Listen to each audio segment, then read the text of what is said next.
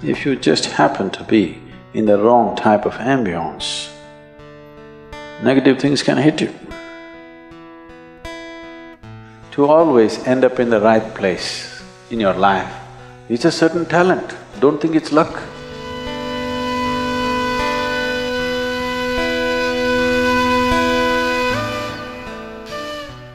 In the spiritual traditions,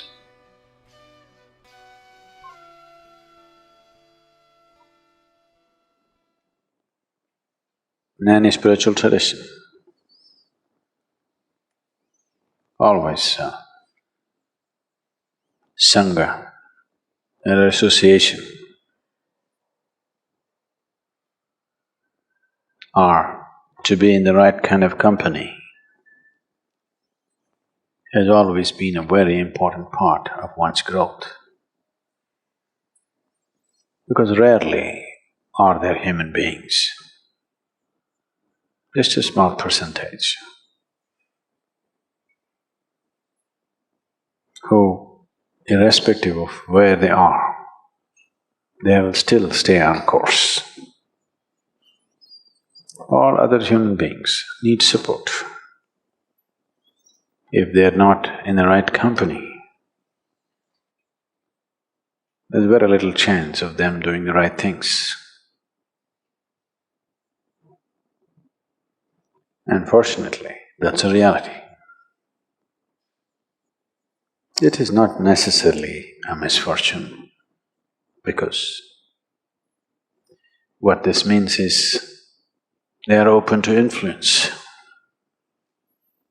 It is the responsibility of the social fabric to create the right atmosphere for every individual,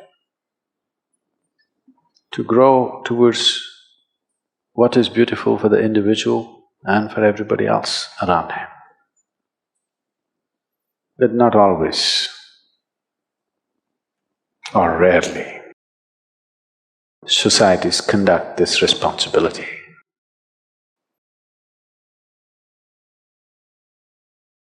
In the right sense,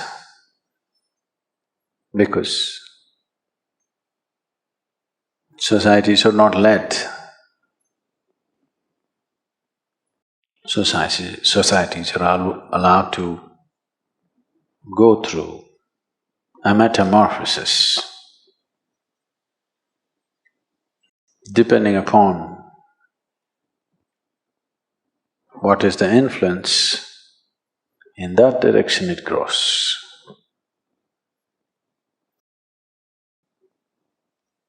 I don't know, I still don't want to believe it.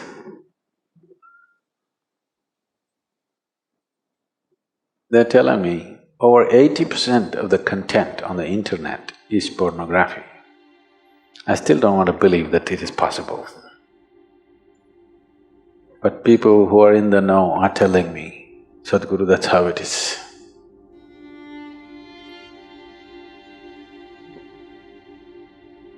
That's a sick world. 80% is a sick world, not a healthy world. So to be under the right kind of influence, an influence which nurtures you towards your ultimate truth, an influence which gives you the necessary courage and strength to walk the path of integrity. Because with a weak sense of integrity, nobody is ever going to be spiritual. And this must be understood, that for bad things to hit you, it need not necessarily be aimed at you. If you just happen to be in the wrong type of ambience, negative things can hit you.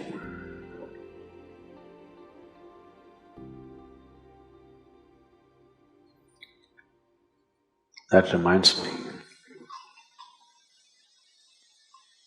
two terrorists were preparing envelope bombs, postal bombs. After having done quite a few, one asked the other, have you filled enough? Do you think we have filled enough RDX into the envelopes? The other said, why don't you open it and see? He said, oh, it will explode if I open it. I said, you fool, it's not even addressed to you. It need not be addressed to you. You open the wrong can, it'll blow up in your face. This is so in the world, this is so within you. There are lots of bins in your head. You open up the wrong bin, worms will crawl out. You open up another bin, fragrance will come out of it. Have you noticed yourself? Have you yourself noticed within you? If you open certain part of your mind, filth will come out. If you open another part of your mind, fragrance will come out. Have you not noticed? To be conscious enough, to be in the right company so that filth will not be tolerated, so that you open up the fragrance within you, not the filth, is an important part of one's growth. Because you don't have to go looking for a gutter for filth. There is enough in your head, isn't it? It is just that. There is enough garbage in every place. There's enough garbage in the ashram also, so many people living. I'm sure there's enough filth. But we sit here with nice breeze and fragrance. We don't go sit there where there is filth. The same goes within you. Within the geography of your body, there is filth and fragrance. Which one do you open up for yourself and everybody around you? That's a big question. That takes a certain level of awareness and a certain company. This is why satsang, to be in the company of truth, very important. If you go around the ashram, the geography of the ashram, there must be at least 8 or 10 very filthy tanks. These are called septic tanks, full of septic. If you every day go sit there, of course you'll come to the conclusion, Isha Yoga Center is the filthiest place on the planet. If you fall into it, Isha Yoga is the most horrible experience in your life. But you're not supposed to fall into that pit, you're supposed to fall into this pit. But you got the geography wrong. Because you have a wrong history.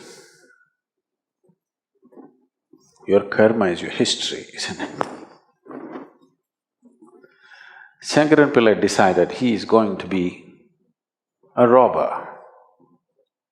Because none of his businesses were working, nobody was giving him a job, so he decided he will go and rob somebody. So he got himself a country-made gun. Late night he walked into a 7-Eleven shop, pointed the gun at the clerk who was there and said, "Give me the money or your geography." The clerk said, "Well, what you mean is history, isn't it?" "Shut up, don't try to change the subject."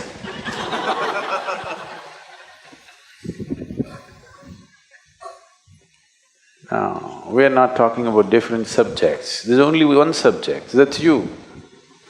But you can either fall in this pit or that pit. That will be your experience of life. So to fall into the right place, it is a certain talent. You have to grow into it, you have to mature into it.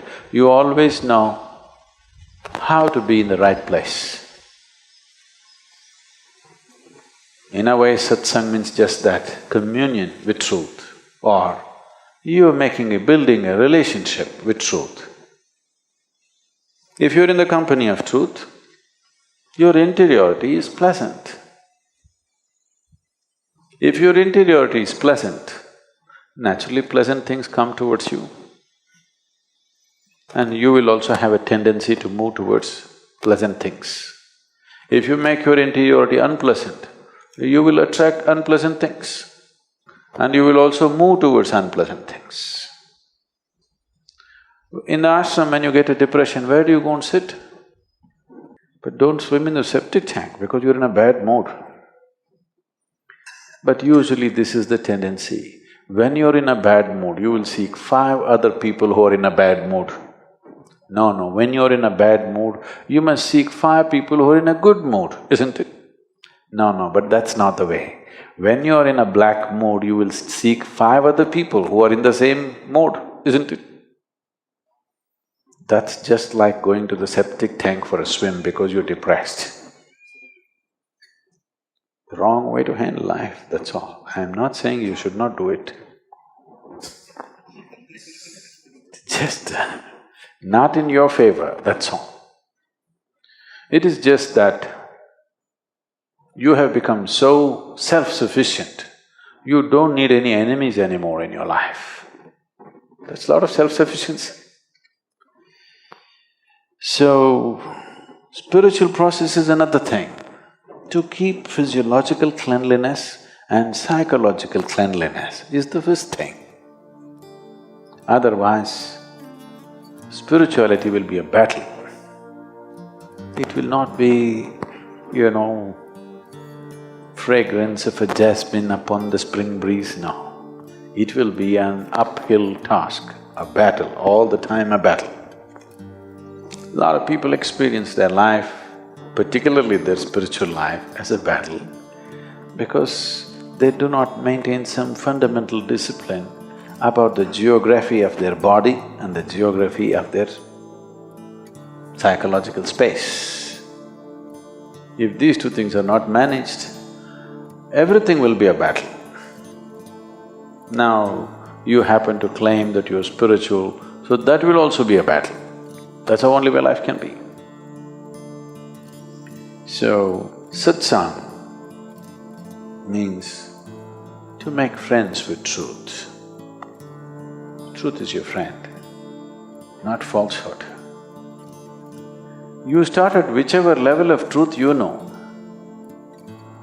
You don't have to start at the ultimate truth, you cannot. However you understand truth, you start with that. You understand truth as, let's say, speaking truth, please start with that. You understand truth as being gentle to everything around you, start with that, it doesn't matter where you start. Whichever way you understand truth, you start from that and see how to take a step every day.